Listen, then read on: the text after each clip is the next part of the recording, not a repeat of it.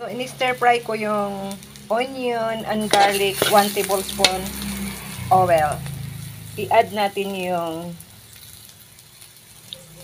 pepper flakes, parsley, and black pepper.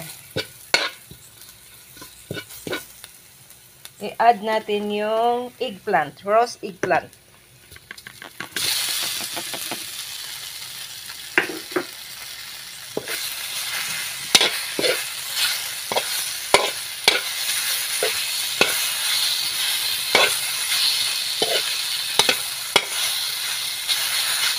So, luto na to yung eggplant, guys, kasi niluto ko na siya ng 1 tablespoon oil. Niro-roast ko siya.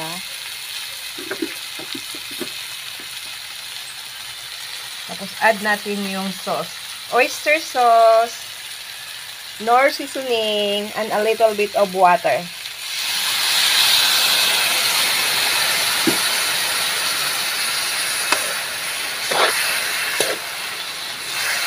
Ang sarap nito, guys. 25 pesos lang. May ulam ka na. Or side dish. Haluin natin ng kaunti.